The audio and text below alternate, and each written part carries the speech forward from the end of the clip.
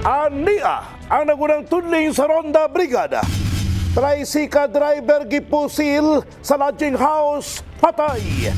Motoristang nanambigit sa disgrasya, nakuhaan og illegal nga droga sa kapulisan. Illegal treasure hunting na diskubrehan sa protected landscape sa Polomolok. 23 million peso. Modern slaughterhouse sa Jensen, dili pa makasugod sa operasyon. Pagpanako sa mga tricycle sa Jensen, gireklamo. TEU nagpaklaro.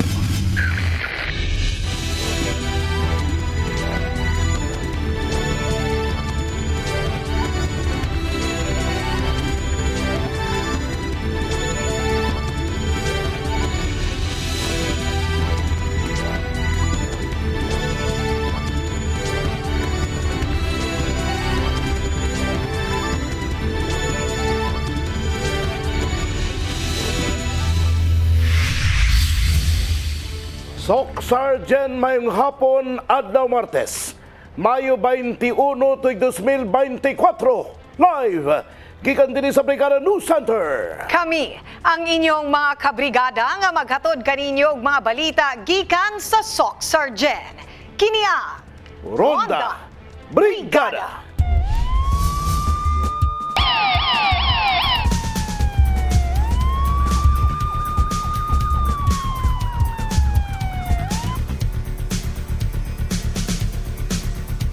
Patay ang usa ka sika driver human gipusil sa lodging house sa Ginto Extension, Barangay San Isidro, Jensen.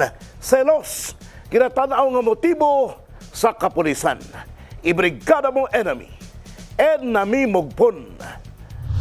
Halos dili madawat sa pamilya ang kamatayon sa usa ka tricycle driver nga gipusil sa lodging house sa Ginto Extension, Barangay San Isidro, Jensen. Nahitabo ang pagpamusil alas 2:40 sa kadlawon, Mayo 20, ning kasamtangan nga tuig. Samtang giila sa kapulisan ang biktima nga si Roldan Escudero, 37 anyos, residente sa Guevara Compound sa nahisgutang barangay. Sumala pa sa igsuon sa biktima nga si alias Junjun, nihawa sa ilahang panimalay ang biktima alas 11 pasado sa gabi aron mamasada. Suod na matod pa nga higala sa biktima ang caretaker sa lodging house ug siya kanunay ang ginatawagan kung adunay pasahero nga magpahatod gikan sa lodging house. Kay barkada man yan ang bantay diha. So pabor nila ang pasahero kung naay kuan kay barkada man nila ang bantay diha.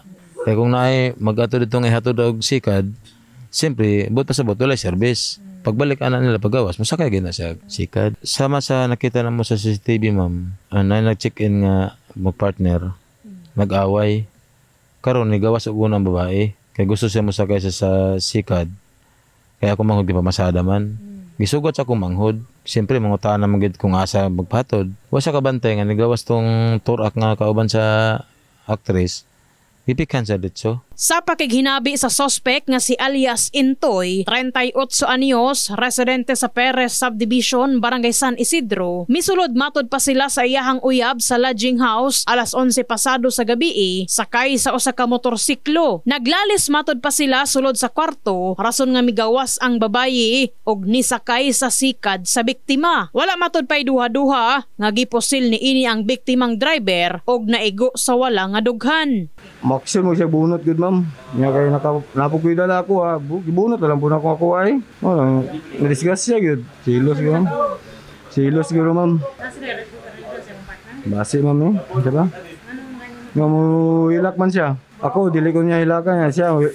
Hilak siya atong sa kon. Misulay pa og sibat ang suspect apan adunay usa ka babayi sa Guevara Compound nga nakakita kaniya. Nagtago pa kini sa kasagbutan 200 meters gikan sa crime scene. Nigawas ko kay manghihion ta ko ma'am, tas pag dayon ako gawas ma'am na mahubo lang ta ko sa akong short. Pagtanaw na ko na may lalaki nga nakalingkod, tas ni anak kuya na unsa man ka dira. Anak siya nga ayog saba day ha kay nagtago ko diri. Ako sige mo to pagka human ni talikod din ko ni dagan ni sulod din ko sa kumbalay. Yes, noon mugawas nga pamilyado po ang atong suspect, pamilyado po ang atong biktima. So tapos lahi po to ang ilang giawayan nga babae. Dili po na mo ma-identify pa po no ang identity jud sa to ang third party gini nga babae. So ang gamit ani sa to ang suspect nga na-recover po nato siya pag-aresto siya is isa ka 38 nga pusil. Sa kasamtangan, gibalhog sa presuhan ang suspect o gipasakaan na kini og kaso nga murder ug illegal nga paghupot og armas. Kahibaluan, kanhi namatod pa nga napriso sa Davao del Sur ang suspect human malambigit sa insidente sa Banga. In the heart of changing lives kini sa Enami Mugpon, Brigada News. Usa ka motoristang nalambigit sa disgrasya ang nakuhaan og illegal nga droga sa kapulisan samtang ginaukay ang gamit niini sa ospital. Kaso batok illegal nga droga ato bangon sa motorista. Ibrigada mo Enami Mugpon. Mag-atubang og kaso sa kamotorista nga nambigit sa insidente sa Banga sa Makar to Sigel Road, Barangay Labangal, Jansan, human makuhaan kini sa kapulisan ug usa ka putos sa shabu. Dihang nadala na siya sa ospital. Ang driver giila nga si alias Arnold, 44 anyos, residente sa Barangay Fatima. Actually, based sa information ko, nagkaroon sa aksidente. Well, in fact, ang involved is tricycle at saka sa motorcycle. After that, na-hospital yung sa motorcycle. And then, nung pag-responde ng natin doon sa area, wala naman sila doon. Pinuntahan sila sa hospital kung saan nadala yung victim. So, yung pagdating doon sa hospital, sinon-over yata yung gamit. Pag-check doon sa gamit, eh, siyempre, check man yung kung anong laman doon para may ma-witness kung anong laman, baka may mawalan. So, nakitaan doon ng duga. Parang isang sasilang naman yan, ma'am. Gawas sa putos sa illegal nga droga, aduna sab na recover ang kapulisan nga cellphone, mga lighter o kwarta sa posisyon sa nahisgutang driver. Sa karon, nagpabilin pa kini sa usa ka pribadong ospital sa Jansan, samtang gi-impound na sa TIU ang iyahang motorsiklo. Lakip ang usa pa ka tricycle nga gimanihuan sa nagpangalang alias Jason, residente sa U Village, Barangay Apupong. Sumala pa ni Police Major Oliver Paoya kung makagawas na sa ospital ang motorista, ilaha kining i-turn over sa Makar Police Station asa nahitabo ang insidente ug didto siya ibalhog tungod sa gidiling droga. Sa station concern niya, ma'am, kung asa ipay ng kaso, ito ang kwantina. Ito ang turnover sila sa tao mo. Temporarily, impound sa mong pounding area po. So far, ma'am, kuning una nato karon nga itabo sa karong tuiga, ma'am. In the heart of changing lives kini sa Enami Mugpon, Brigada News. Ginapaimbestigahan karon sa Municipal Environment and Natural Resources Office ang illegal hunting activity sa protected landscape sa duha ka barangay sa Pulumulok South, Cotabato. Ibrigada mo MJ Fernandez. Nadiskubrihan sa mga Municipal Environment and Natural Resources Office Pulumulok ang illegal treasure hunting sa usa ka pribadong individual. Una na matud pang nakadawat og impormasyon ng mga otoridad nga adunay susamang aktibidad ang nisiplatan sa Barangay Maligo ug Barangay Lamcalyaf sa maong munisipalidad asa nalakip sa Mount Matutom Protected Landscape. Dinhi nakita ang mga bangag ug mga ekipo sa pagkalot-kalot sa maong lugar. Timailhan sa illegal treasure hunting activities. Naka-report ang among Purok Chairman tungod sa under na sa Purok Miranda. Nagsuroy siya sa area kay gani wa mo ta magkulang ana pagpahimangno. Karon na sila namatikdan nga ingon ana tungod kay patago. Nakita jud nga naa sila illegal activity. Gani nadala nila ang maong personal sa tao dire ani angkon man jud nga ilahang trabaho, mga apelido doktolero. Gani dili man jud na sila residente jud dire kung dili taga Pulumulok. May uma sila nga gani di nato makuha nga gawas sulod sila sa ato ang barangay. Sumala ni Kagawad Herminio Ablitado, Chairman sa Peace and Order o Vice Chairman sa Committee on Environment nga mas gipahugtan pa sa barangay ilang pagbantay batok sa mga illegal nga aktibidad. Ug unsa may mga report dire, unsay po dili po na ako ma-monitor. Pero magkuha na mga report diri amo nang ginaadtuan sa area kauban na ako mga tanod. Og saypon may mga taga Mindro, maganda diri ginaubanan po namo sila sa kuan sa area. Samtang gawas sa nadiskubrihang illegal treasure hunting, nakumpiska usab sa mong barangay ang kapin 70 ka mga pinutol nga kahoy sa Jimilina. Asa usa ka pribadong individual gihapon ang nagpaluyo sa mong illegal nga pagpamutol sa kahoy. Sumala ni Kapitan Marcelo Ormita nga una na silang nagpahimangno sa usa ka pribadong individual nga ilang hugot nga ginadili ang pagpamutol og kahoy kung walay saktong dokumento. Mao na siya nga gipatawag sila dire nga karong Biyernes. Imbestigahan jud sila. Kay gani ako nga bilang punong barangay, wa mo ko nagkulang ana sa ila. Kung unsa man nga penalty ang ilang mahatag sa ila, atubagon nila. Temporaryong gikustodiya sa barangay ang mga pinutol nga kahoy samtang sa adlaw nga Biyernes, Mayo 24, takdang ipatawag sa barangay council ang mga nalambigit sa illegal activities aron dili na masubli og dili matud pa konsentihon ang maong binuhatan. Ginabistahan po na sa mga taga-populasyon, mga protected. Ginasurvey po naman, kauban po naman si Kapitan Ormita. Uban po biga adto sa area. So ginawaringan po naman sila nga dili padayon ang mga kuan. Diba paggabas sa mga kahoy sa protected area. Ang akong panawagan sa tibuok, isakupan sa barangay Maligo nga unta magsubay lang ta sa insakto nga balaod kay do naman tay balaod nga ginasunod. Kung unsa man maglikay na ta sa mga activity kay ang bawal jud. Dili ko ingon nga makadipinsa pa sa inyo kung madakpan pa mag-usap. In the heart of changing lives, kini si MJ Fernandez sa Brigada News Jansan. Brigada News. Gikumpirma sa City Veterinarian's Office nga dili pa makasugod sa operasyon ang 23 million kantidad sa bag-ong slaughterhouse sa syudad. Kinihuman nga wala mi-issue ECC ang Department of Environment and Natural Resources tungod walay mapakita nga titulo sa yuta. Ibrigada mo, Ver Diazon. Ikumpirma sa labaw sa Secretary Office General City nga problema sa bagong ihawan sa syudad. Sumalakit Dr. Emilio Gargaran Jr. nga gustong ta nila nga magsugod ng operasyon sa mechanical slaughterhouse apan wala sila titulo sa yuta. Kaya dumang tuig 2016 pa nahuman ang konstruksyon sa maong ihawan. Regarding our slaughterhouse in Barangay Sinawan, atong sa Dimo Farm na to, that is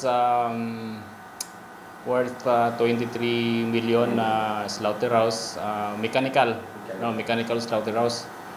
So nahuman na siya in 2016 but hindi siya fully operational because may mga kulang pa na siya. So assuming i-operate na to unta last 2023 but nag-come up nga ang area there sa taas is naa say problema. Gikumpirma usab ni Gargaran nga gusto unta sa General Santos City Meat Vendors Multipurpose Cooperative nga mao'y magdumala sa bagong ihawan apan pending pa kini karong panahona tungod sa problema sa titulo. Mao nga magpadayon ang operasyon sa daan nga ihawan sa Barangay Mabuhay. Samtang ang labaw sa City Housing and Land Management Office ang nisalo karon sa dugay na nga kakulangan tungod wala mabalhin ang pagparag-iya sa 8 ka hektarya nga luna sa Barangay Sinawal kung asan himutang ang daghang edipisyo nga iya sa LGU Jansan. Bali katong property dito nga 8 hectares that is a city-owned gina siya nga property. Pero right now wala gyud siya na perfect pa tong pagpabalhin bitaw sa pangalan sa titulo sa city.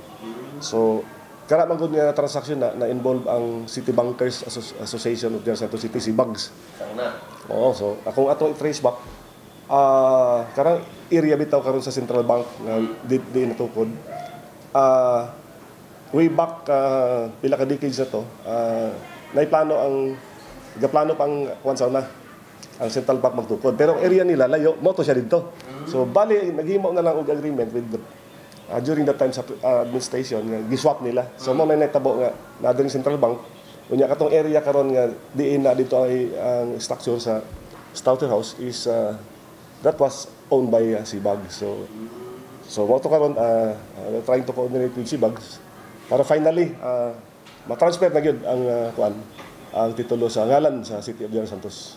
Kahibuluan, nga nangandam na unta ang mga butcher o mga negosyante nga nanginabuhi sa Mabuhay Slaughterhouse kung galing may kausaban sa ilang panginabuyan sa ihawan. In the heart of changing lives, kini si Brigadier Jason, Brigada News. Nagpagawas o gibati ang Jensen Alliance Transport Cooperative kalapos sa pagpanakop sa Traffic Enforcement Unit sa Dakbayan. Today mo matupang walay pulos ang kooperatiba ngayong gibugda. Ibrigada Montani, Darikasi. Nagkaproblema ang usa sa mga grupo sa tricycle. Human nga ginapatuman sa kapulisan ang grabing dakop sa bisan asang lugar sa Dakbayan. Gustong maklaruhan sa Jensen Transport Alliance Cooperative og unsay gihimong basihan sa pagbangdakop tungod apektado na ang ilang panginabuhian. Alang kang Ronnie Labajo, chairman of the board sa maong kooperatiba, sumala sa iyang nasayran ang kamanduan nga panakpon ang kadtong mga wala nagtuman sa consolidation sa PUB modernization. Muna nasakitan mi kay dapat unta garbo sa ato ang lokal nga government sa LGU nga na ay usa ka grupo sa tricycle nga willing mo convert nga to sa four wheels. Sa modernization dapat proud na sa ato mga local government officer. Ay naami ba? Pero ang nahimutang wala na hinuon mi ginasuportahan. Kay wala may pinag-iba ginadakop ang gihapon ang mga miyembro sa kooperatiba. Gusto sa grupo nga matugutan lang una sila nga mobiyahe aron may panginabuhian sila og dunay ipakaon sa ilang pamilya samtang ginalihok pa ang pag-amyendar sa local public transport route plan. Di man pod pwede nga maghulat mi nga ma-approve na siya nga kami dili pon mo biyahe kay mao ra man niya mong gisaligan nga pangkaon sa among pamilya.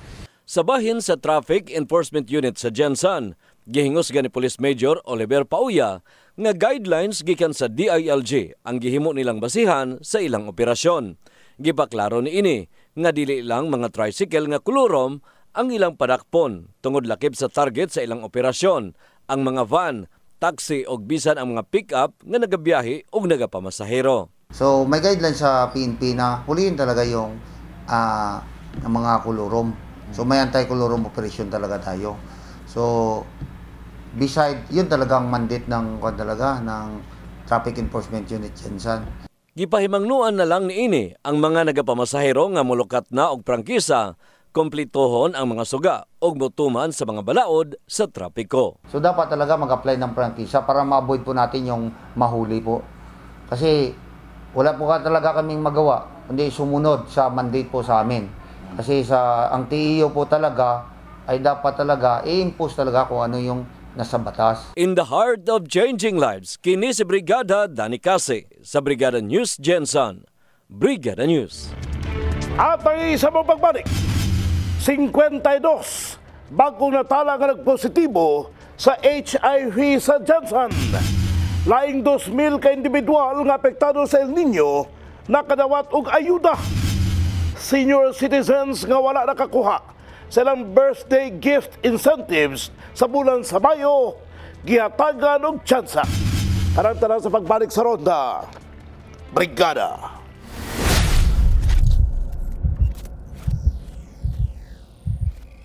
Katala og bagong 52 ka kaso sa HIV ang City Health Office. Tungod niini, gipalapdan na sa maong ahensya ang serbisyo pinaagi sa pagpahigayon og libreng screening sa mga tulunghaan ug establishmento. Ibrigada mo Richelle Gubalani. Sa dato sa City Social Hygiene Clinic sa unang 5 bulan pa lamang sa tuig, nakatala na ang Jensen og 52 ka tawo nga positibo sa HIV. Sagad na takbuyan niini ang lalaki nga nag-edad 20 hangtod 35 anyos og kasagaran sa mga nataptan mga lalaki nga nakighilawa sa kapwa lalaki. Sa bahin ni alias Gino, isip usa ka young professional, giangko niya nga sexually active siya apan ginasiguro usab niya nga luwas siya og iyang partner sa sakit sama sa HIV. Quarterly nagapatas ko diri sa Social Hygiene Clinic para at least na ako'y peace of mind regarding sa ako ang HIV status. I would say I'm sexually active. Likely mga 4 to 5 times a month. Yun. Butiyag ni Dr. Lalaine Calonzo, labaw sa City Health Office, luyo sa parehong pagsaka sa kaso sa HIV sa Jensen. Mas gipalapdan sa gobyerno ang serbisyo batok HIV. For the HIV status for General Santos City, we can say na we have an increasing number of cases. The reasons why we have an increasing number of cases is number one, we have an active case finding. Ano po yung sinasabi nating active case finding? Number one, ang ating from the social hygiene team, they go from the different schools, academy. Pumapasok po sila. Pumapasok po sila sa ating mga establishments such as yung mga canning factories, yung mga malls natin, at even ang ating mga hotels, pumapasok na rin sila. Nakalabing tuig, bukabat sa 111 ang nag-reactive gikan sa 4,725 katao nga mi pailawom sa gipahigayon nilang HIV testing og screening. Ang mga nasutang positibo ang gipailawom sa antiretroviral therapy. In the heart of changing lives, kini sa Brigada Richel Gubalani, Brigada News. Adunay mga nakadawat, adura sabwala. Mao ka lang sitwasyon ganin ang buntag sa gipahigayong pag-apod-apod sa cash assistance gikan sa nagkanayang ahensya sa gobyerno alang sa mga apektuhan sa El Nino. Ibrigada mo, Russell Jean Mantile. Nag-iniyahay og pila sa kaitsa ang pipila ka individual gikan sa managlaing barangay sa Jensan aron makadawat sa ayudang gikan sa gobyerno. Ang uban na subo nga miuli human walay bit-bit ni piso tungod wala sila malakip sa listahan. Pero karon pag anhi namo bisag wala mi plete giantos na mo mag-anhi kay ingon na pag-abot sa oras wala. Nya karon mo uli mi wala gani plete na ako. Nya nagsakit pa jud ko. Di man unta ko maani kani korog ko. Nya nang uban nakakuha naman di ay tag 10,000 yang amo wala bisag form gani ipilapan namo wala amot nga ano daw na sila ma'am. Ibig sabihin wala kay ayuda. So ang giadto na mo diri karon ma'am is i-clarify na mo kung na ba jud ang pangalan kay para sa mo ma'am walay cellphone paano mi maka-receive. Di ba nya na interview mig DSWD. So mo na nakipagsapalaran mi karon adlaw nga naa kung naa mo pangalan pero ang gitubag sa mo ma'am dili na sila mag-verify karong adlaw kay human na daw. Si Rinaldo Tabaruda, usa ka person with disability, sayo pa lang sa buntag naghikay na matud pa aron makapamasin nga makadawat og ayuda. Gani 10,000 pesos sumala pa ang nadawat ni ini og dakong tabang sumala kini alang sa iyang pang-maintenance. Benta karon na mga problema. Dako jag matabang yun ning ginahatag nila. Parehanis ko kung may diferensya kunti. Dako yung tabang na makapalit pagtambal. Kahibaluan ang naisgutang cash assistance. Ilawom sumala pa sa programa sa gobyerno ngadto sa mga individual nga naapektuhan sa El Nino. Dili lamang mga mag-uuma, mananagat, ingon man uban pang sektor. Asa 10,000 pesos matud pang ginatanyag ngadto sa mga benepisyaryo. Sa impormasyon gikan sa Department of Social Welfare and Development kon DSWD, alang sa Mayo 21 tuig 2024, ang mga mahatagan lang mao ang mga nakadawat og text o wala makaklaim sa ilang assistance miaging Mayo 10 nga kapin 2,000 ka individual nga mausab ang gustong ipadangat sa maong buhatan ngadto sa publiko nga miadto apan wala mahatagan. Gumikan ginauna usa sumala nila ang mga wala makaklaim kaniadtong miagi ug mga anaa lang sa listahan. Samtang mensahe na lang sab sa mga benepisyaryong wala makadawat. Lang gid namo ma'am karong adlaw is ma-verify na mo nga naba jud ang pangalan kay para sa mga wala mi cellphone number, wala mi kabalo kung natawagan ba mi o wala. Paano mo mabalan kung asa kung naba ang pangalan wala? In the heart of changing lives, kini si Russell Jean Mantile, Brigada News. Ubay-ubay matud pa ka mga senior citizen ang wala pa nakakuha sa ilahang birthday gift incentives sa bulan sa Mayo nga 2,000 ka pesos atol sa pagpanghatag ni ini kagahapon sa Dakbayan Mayo 20. Gikumpirma sa tigpamaba sa Office of the Senior Citizen Affairs nga pila sa mga hinungdan nga nung wala nakakuha tungod nga wala nakaabot sa ilang schedule ug uban ni ini nagbiyahe pa og layo ug ang uban bedridden.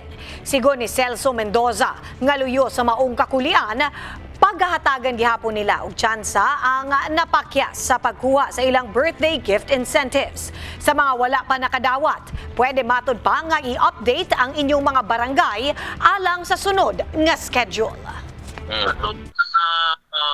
Wala nakadawat kay na-late sila o uban wala po dire.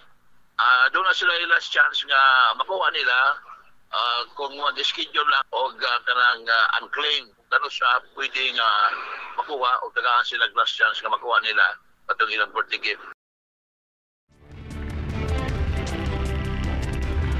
Dunay ginadusong resolusyon ang sangguniang panlungsod sa Jansan kalabot sa pagpatuman sa safe ug secure cybercrime practices aron makalikay sa mga kawatan ug scammer samtang RACU 12 dunay tips aron dili mabiktima.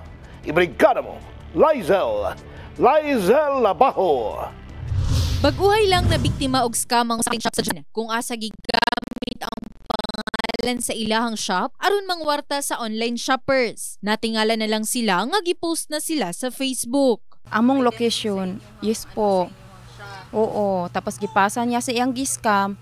Then ang katong iyang giskam ma'am ni kontak sa kuha kay naman toy nakabutang nga look for Lilibet ma'am. So syempre ang katong giskam niya ma'am, gi-post niya ang pangalan sa Marybox, moto siya nga daghan na kay nag-comment, daghan na kay nagkuan nga sa Marybox. Ang gikaingong panghitabo, pila lang sa insidente sa identity theft. Kinsa ang mga business establishment, empleyado sa LGU ug estudyante, pwedeng mabiktima niini. Siguro nakitaan nila yung yung sa lifestyle siguro.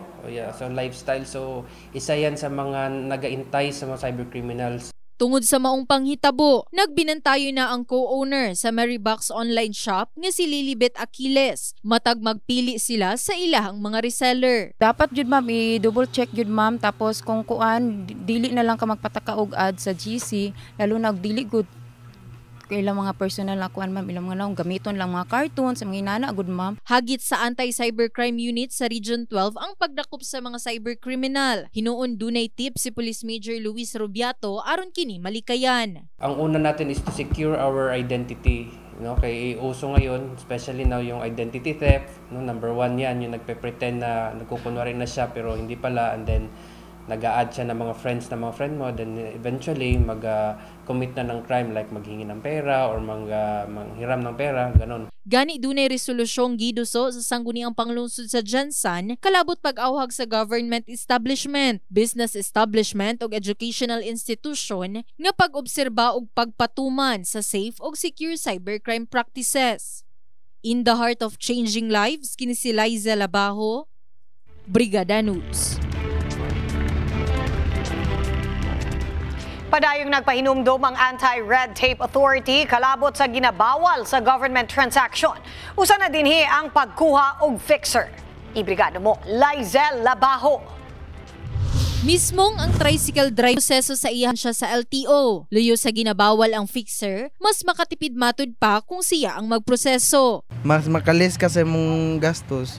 Ikaw lang mag-process kay dako kay diferensya. Bisan pa man ang negosyante nga si Ramil Beldad, dunay bookkeeper nga maoy legal magproseso sa ilahang kinahanglang permit. Dili maabtan usa ka semana, mahuman na sab matud pa kini. Muna mo ginapaning kamutan nga bago mi mag-umpisa nga makakuha mig bookkeeping ug makakuha mig legal nga papeles para maka-operate mo ang shop. Ilawom sa Republic Act 11032 kun ang Anti-Red Tape Act, particular sa Citizen Charter, una sa kinahanglan hinumduman ang pagpatuman sa 3, 7 ug 20 days processing time. Ang mga complex transaction kinahanglan mulungtad lang og 3 hangtod 7 ka adlaw. Samtang ang mga highly technical transaction kinahanglan dili sa mosobra sa 20 ka adlaw. Gipahinumduman usab ang publiko kalabot sa no to fixer policy.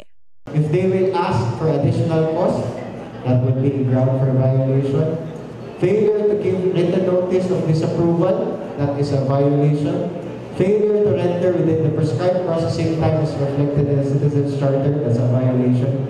Failure to attend to applicants prior to the end of working hours, that's a violation. And the last one is fixing and collusion with fixers. Kahinumduman nga dunay bag-uhay lang nahitabong bagong Pilipinas Town Hall meeting ang Anti-Red Tape Authority sa Jansan ug diri gihisgutan ang mga kinahanglan sundon sa government transaction. In the heart of changing lives, kini si Liza Labaho, Brigada News. Atangi sa among pagbalik. Zero crime rate incident target sa pagsaulog sa Sarbay Festival 2024. Kapulisan sa Sarangani, sayo nga gisaulog ang World No Tobacco Day. Gatusan ka mga baby pawikan gibuhian sa Sarangani Bay. Kanagtanan sa pagbalik sa Ronda Brigada.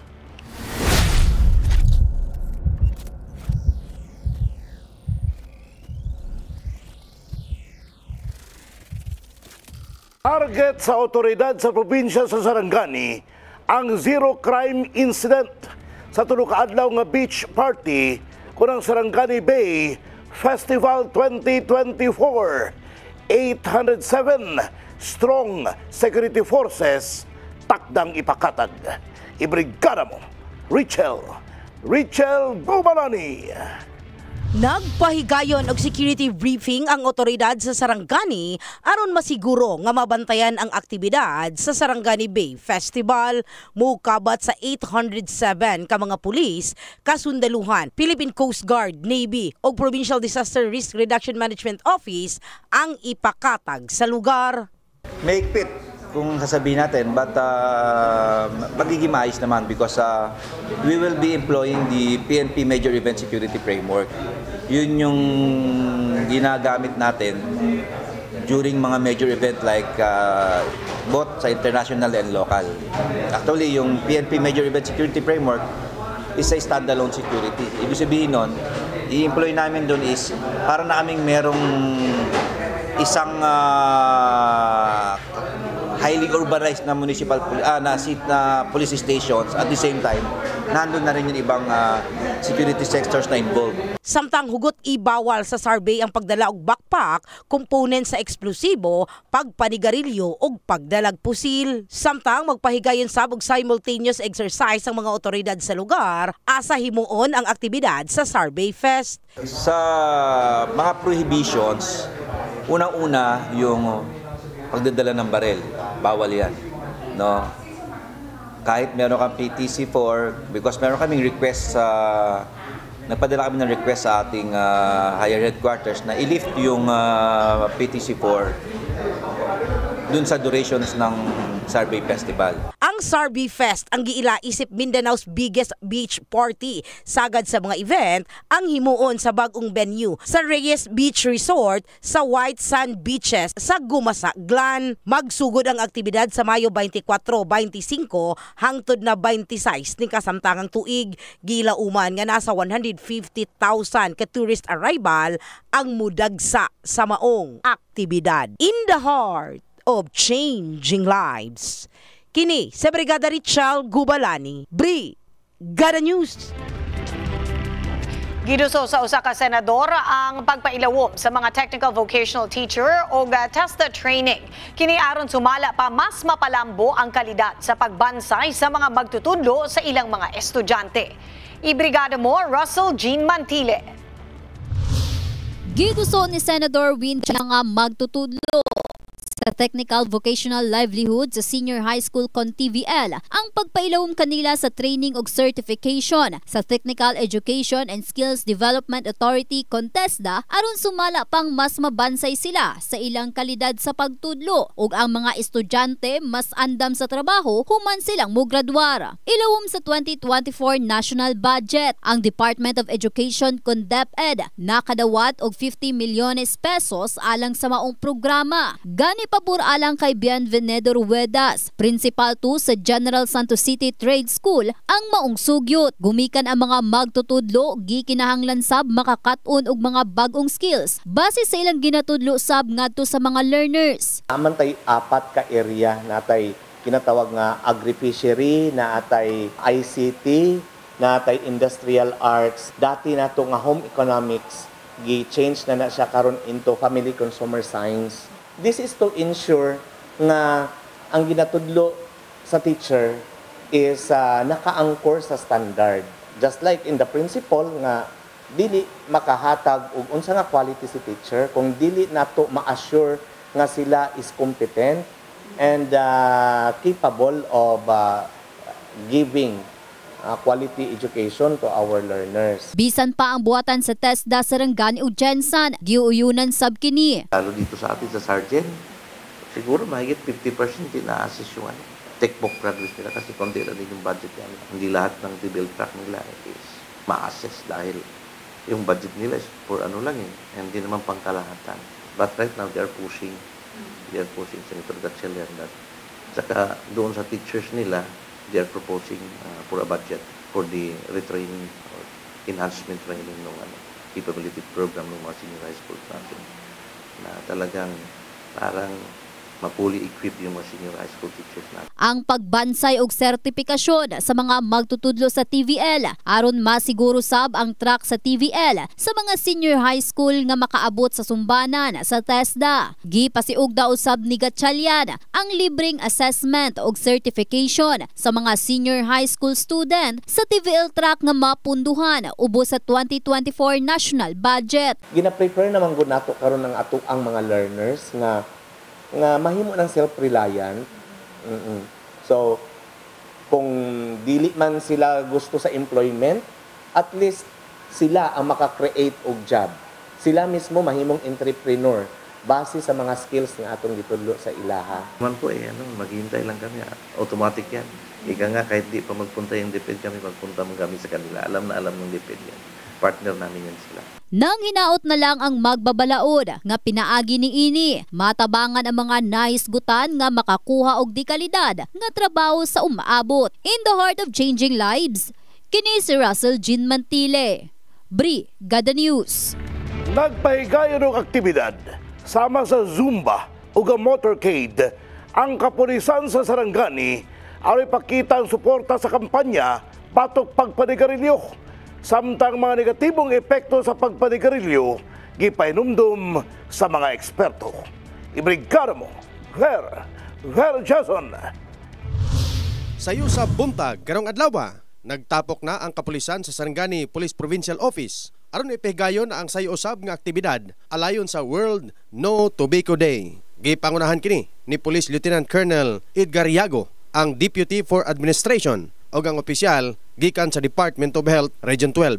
Gipasabot ni Yago kung ngano nga sayo sila naghimo sa programa, inay nga sa Mayo 31 pa nga kasaulugan o ang ilang handom nga subling makuha ang Red Orchid Award sa DOH-12. Ginapakita nato sa ilaha nga kita nagka-support sa karon nga mga ginasaulog nga activity ning World No Tobacco Day.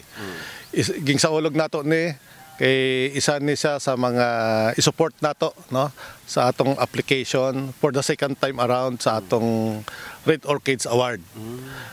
Gusto ko maipabalo sa publiko nga ang Sarangani Police Provincial Office mo ni ang una-una nga Provincial Police Office nga naka-award sang Red Orchids Award.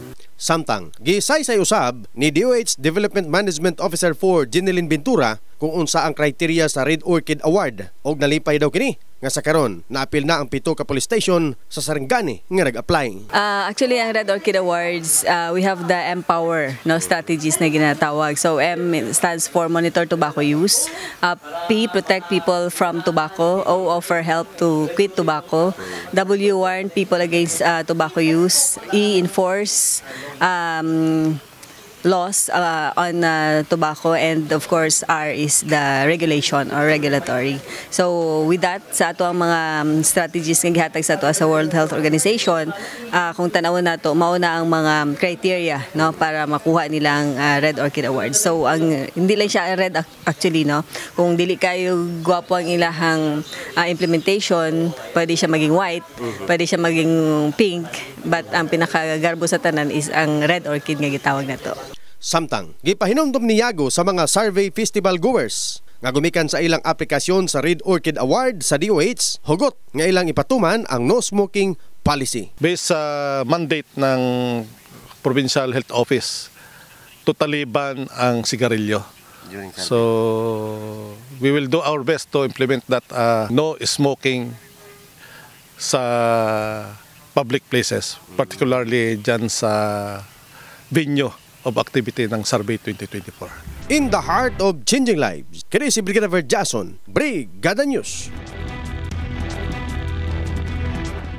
Dulan sa gatusan ka mga olive ridley sea turtle o mga baby pawikan ang gibuhian sa Municipal Environment and Natural Resources Office sa Maasim, Sarangani Province. Una nang gibutyag nga duna nang ginamonitor o ginabantayan sa Medro o Bantay Dagat ang mga itlog ni ini. Sukad diri giitlog ang mga pawikan hangtod sa nabuak na kini. Kay balo ang mubalik ang usa ka pawikan asa sila namusa. Human sa 20 ka tuig aron diri na usab mangitlog. Ang mga pawikan ang makonsidera ng endangered species tungod sa gamayng porsyentong makasurvive kini sa dagat human kini mapusa.